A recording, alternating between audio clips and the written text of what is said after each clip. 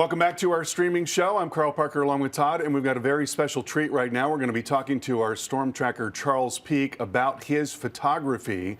And Charles, thank you so much for joining us. You know, I got to say, there was a moment, and I can't remember exactly when it was, but we were live on the air, and I was looking at the photographs that you had sent in, and I was saying to myself, man, Charles has really become a professional photographer. Absolutely, It was just a beautiful shot here. So I wanted to ask you about your history and how you got into this, and how long you've been doing it, and then we can talk a little bit more about specifically how you get some of these shots. Yeah, Carl, I've been involved in photography for probably 35, 40 years now. Wow. And back, in the days when you actually shot film. But for the most part, it was always a hobby. There may be a picture here or there that somebody wanted to purchase or something. And then as it transitioned, that's ultimately what got me into storm chasing, was to go out and take pictures of it and just the photography of it. And I'd sell some here or there, a little gas money to go. And then ultimately things led me to the Weather Channel.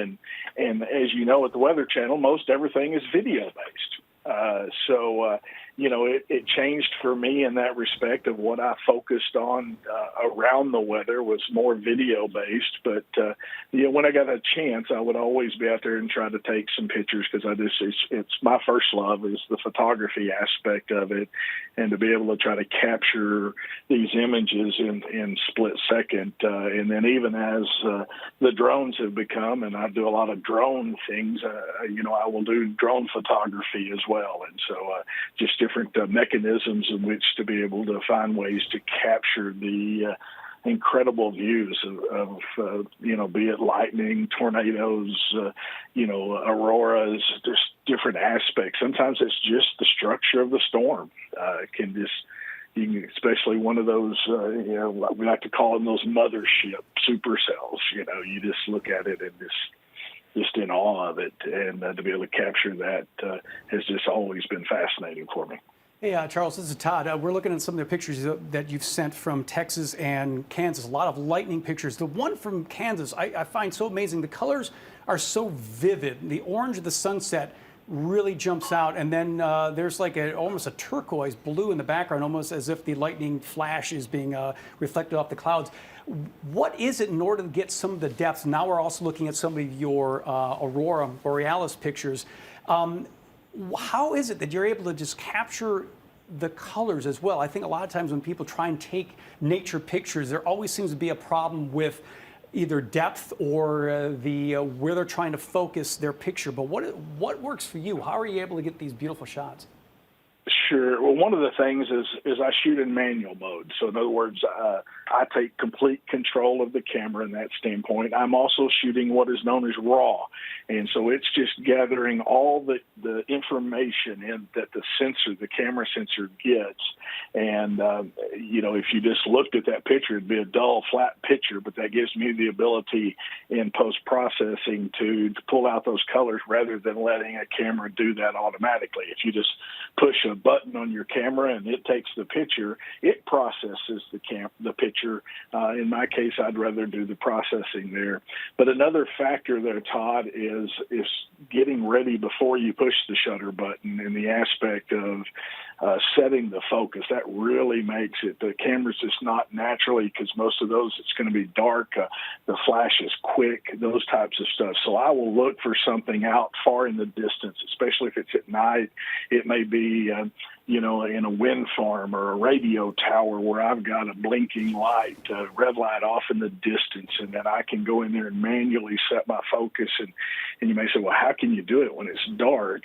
Well, you adjust that focus ring until you make that light the smallest it can be. When it's the smallest it can be, that is going to be in focus for out and distance. And so, once I get that set up, then I know that I'm going to be able to get those sharp, it's just going to be in what we call tack sharp on the things that are out there in the distance. The other thing with lightning, you got to factor in, it's dangerous. You know, you're not going to take lightning pictures if you don't have lightning around. And so you need to think about that. One of the things I would use often is a car window mount, and it's something that I can just roll down my window partially, and it puts a little tripod head on top of it. They only cost about $40, but it allows me to set my camera up, and I can make my adjustments, but not even have to get out of the vehicle. So much safer in that situation. Or in some cases, if the lightning's a little further off and I can set my tripod up, I will use, and I've got in my cameras built in an intervalometer, which basically can set it up to take a picture ever so often. So in my case, most times I'm going to do it every 2 seconds. And then, especially at night, I'm going to take a little longer exposure. And I'm taking some test shots before I set that all up, sort of to see, how much light, because you don't want too much light. And then, honestly, the very, very, very most important thing, Todd, are you ready for this? Patience? Luck. Oh, yeah. That's one thing I don't have a lot of. But yes, that makes total sense. So, So you set everything up, and then you're just hoping you get the bolt. Because invariably, you'll set the camera pointed right in this direction, and the bolt is just off Right camera to the right. Yep. Or you get just a part of it, and it's like, golly, But like that Kansas shot, to get that one bolt that hit right at the road, I used the road there as what we call a leading line. It sort of leads into the storm, but I can't plan on that bolt of lightning hitting right at the end of the road. That was a gorgeous shot. I mean, that's what I loved about it. It was just framed so perfectly. So, Charles, when you're capturing lightning, are you using a lightning detection device, or are you just leaving the shutter open, or just taking a lot of different shots? That's one of the questions I wanted to ask you. And the other is, could you tell us about the most incredible lightning experience that you had? Carl, the answer is yes, yes, yes. If it's daytime photography, you just almost need a lightning trigger. There's a lightning trigger device that I will use if I set up on daytime lightning. But honestly, in most cases, needless to say, what I do, for the Weather Channel, although we'll use my photography some, I'm busy with the storm, and as long as we might have a tornado threat or a severe threat, or I'm live for us, I have to focus on that. And so a lot of times during the day, I'm still busy doing that. And so my lightning photography in many cases is maybe after we've gone off air, the threat maybe has gone down some, we just got lightning, and then I can set that up. And in that case, what I'm doing, I'll set that camera up, and it's going to be a longer exposure, a lot of times, maybe 15 seconds or so, and then I'm hoping to catch, the lightning. It'll flash at the right time. And like I said, I'll use it with the intervalometer to take another picture every 2 seconds. So it'll take a 15-second exposure, wait 2 seconds, and that lets the sensor cool off a little so you don't get hot pixels in it. And it'll just keep taking them, and I may even have two cameras pointed in different directions if I have the time to set up like that. But probably the most incredible one, I think we've shown it, and it's what I call a composite picture. It's got all these lightning bolts. It was in Kansas, and that actually was 10 different shots that I pulled together in one frame. But it happened relatively a short period of time. I set the camera up, and it was coming at us. The storm was coming at us, and as you know, Carl and Todd, many times right before a tornado forms, the lightning will sort of go crazy. That's right. And that's exactly what happened there. And so I'm set up there, and as that lightning went crazy, I was able to capture a few of those frames there real quickly. But then you're also in the middle of a field in front of the storm with one you think is about to maybe go tornado warned. So pretty quickly, I'm picking that up, getting back so that I can get into the tornado mode and to be in a safe position to do that. But that was just to stand there, and in about 5 minutes, it was just like, wow, how could you have that many bolts of lightning come out of one storm? And it's amazing how, when you look at some of these pictures, the violence that are in there, and yet when you see it still, how tranquil it looks, as obviously it's a very violent storm. But one thing we want to also bring out, there was a supercell, the mothership, almost time-lapse picture, the little video you had, which was absolutely fascinating.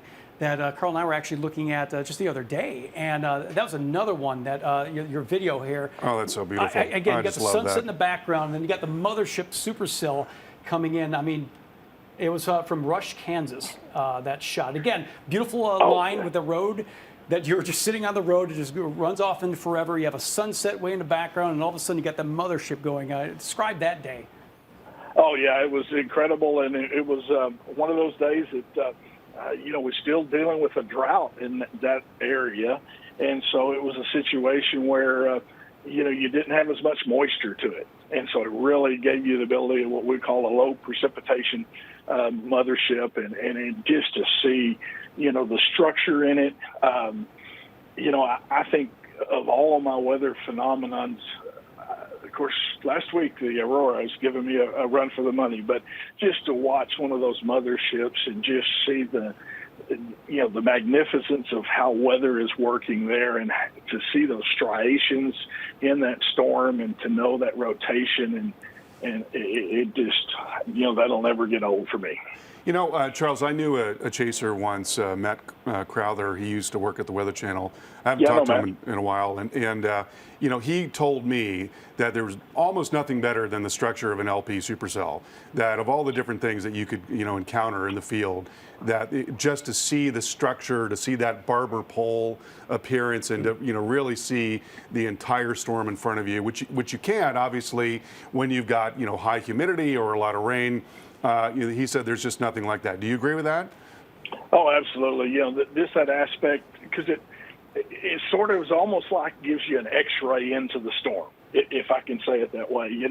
You're really able to see all the different aspects of what's going on in that storm, and then, I mean, especially if it's out in an open field somewhere, and then it actually puts down a tornado, and you just get that whole situation. There's sometimes what I like to do if we're off air and I can, is maybe get away from the storm some, so that I can get more of that structuring and just see the whole storm. And especially, there's been a couple times when I've been able to catch a tornado, and it's almost interesting. You have to zoom in to see the tornado, because compared to that supercell.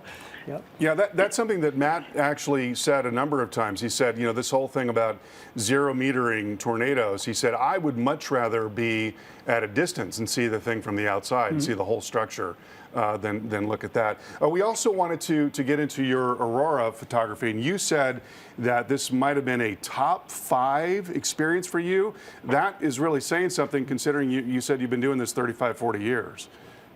Yeah, it was just incredible to be out there. I went for my first time last year. Went up. I had covered a Aurora Summit 2 years ago, and then went up to Upper Michigan or Michigan area. Met up with an Aurora photographer that's Mary Beth Kaczynski, and she does a wonderful job with some incredible photos. And we spent 4 days doing Aurora photography up there and video, and it was just incredible, and it was just your quote-unquote run-of-the-mill Aurora.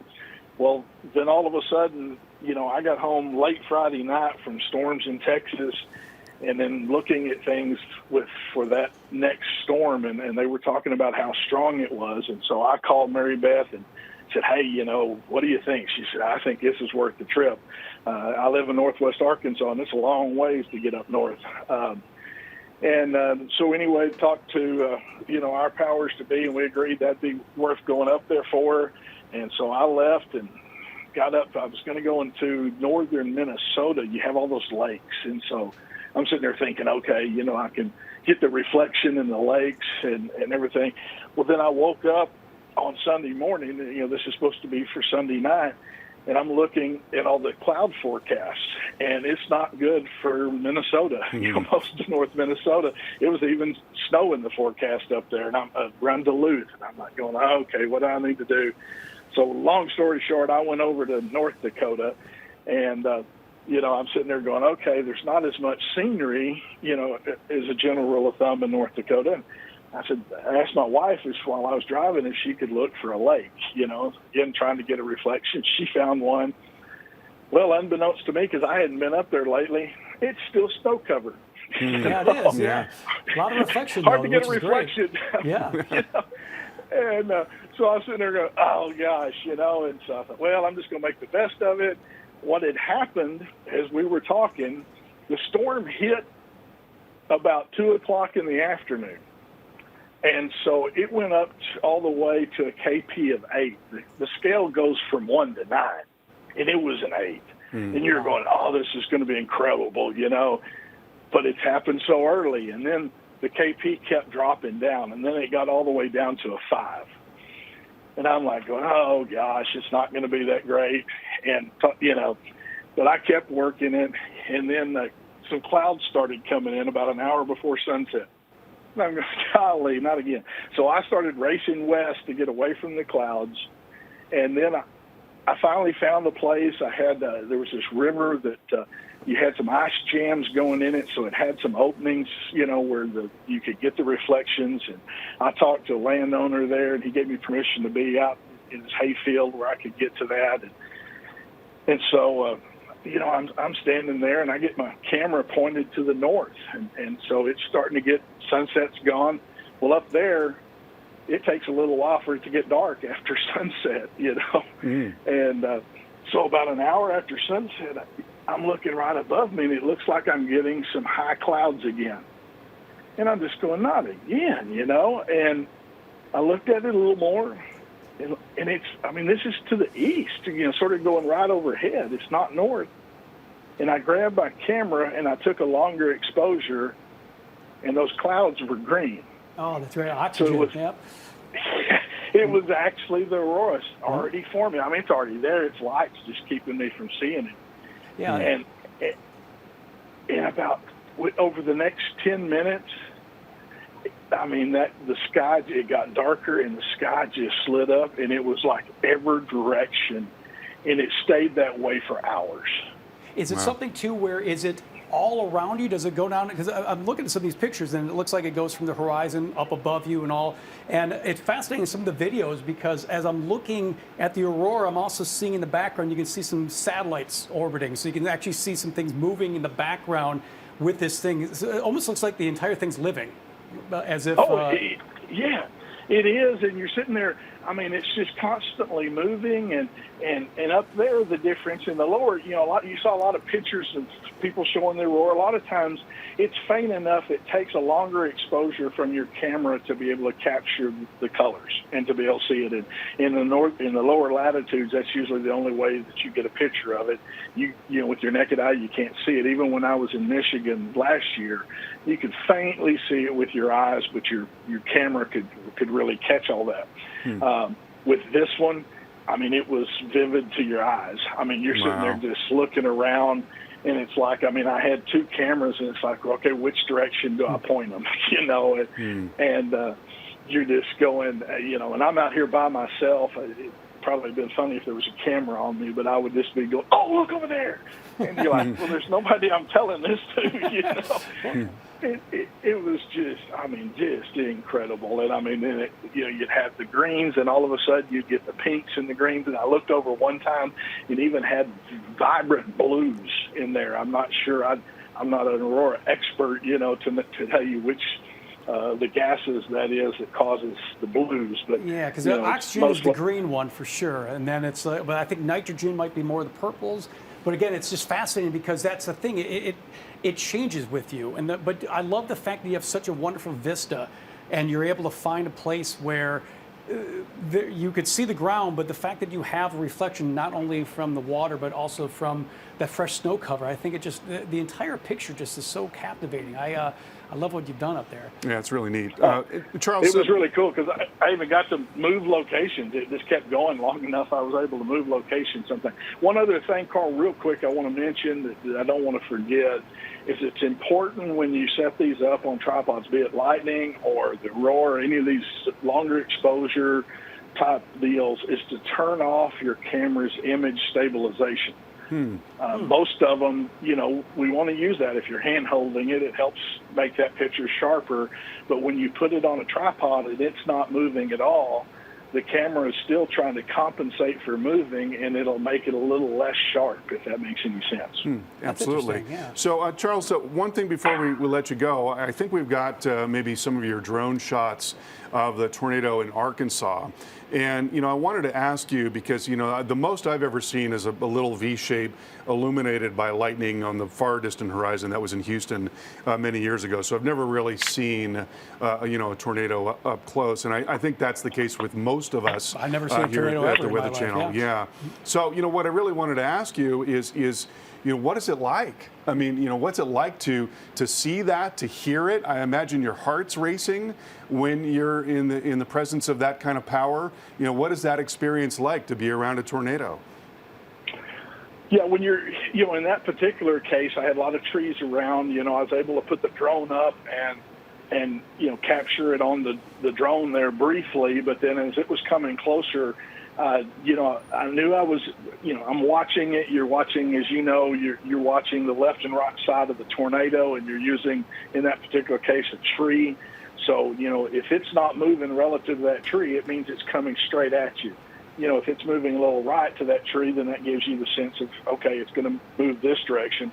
But as you can have what they know as the RFD, the rear flank downdraft, can be very powerful winds at that point in time. So, I was able to get the drone down real quickly, jump back in the car position, the camera in the car, that we had live in that particular situation. And then, just watching it as it's coming across. I mean, you literally can see it. You can see the debris it's picking up. And, you're just the power of it. It's just incredible, but, the unfortunate thing in those situations, this is coming out of Little Rock, coming into North Little Rock, that you also know, there's likely people being hurt, homes, businesses being destroyed. I don't get to pick where there are, but they're much more enjoyable out in a field, Yes. Out in the middle where, we can just enjoy the beauty of it. And unfortunately for a farmer, it may be tearing up a little of their farmland, but it's not doing any major destruction. But on that day, Carl, it was one of those, now what's next? Right. And, so, that one and then another one shortly thereafter hit Wynn. We had fatalities there. There was one fatality in North Little Rock. So it's a uniqueness to it. I love the weather, the meteorological aspects of it and what goes into it. But I hate that it hurts and kills people and destroys things. Yeah, well, we're right there with you, Charles. We certainly only want to see tornadoes out in the middle of open fields. And we really appreciate you taking the time to talk to us about your amazing work. And we're so glad that you are with the Weather Channel and your eyes and ears in the field for so many of these events. And we really appreciate you taking the time to talk to us tonight. Thanks, guys. I love the show and I love what we're doing with this, taking the opportunity for y'all to go deeper into the meteorology. I feel like a lot of our viewers, a lot of people out there, love to go deeper than we're necessarily able to on TV all the time, and I enjoy what y'all are doing there. Well, we appreciate it, and we hope that this does continue as well, as it hopefully will continue to have more legs. But thank you so much, Charles. And again, stay safe out there, and thank you for everything you've done for us and just giving us the eyes in the field. That's something that we have all the technology here, but we always need someone out there, so we appreciate it. Yeah, thank you, sir. We really appreciate your time and look forward to working with you in the very near future. And thank you for watching, folks, and we'll be right back in just a few minutes. We'll have more on your local weather, but here's a look around the nation first.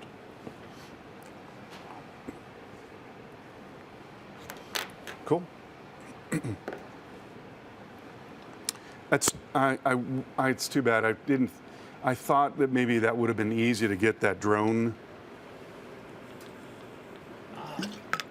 No, the Arkansas.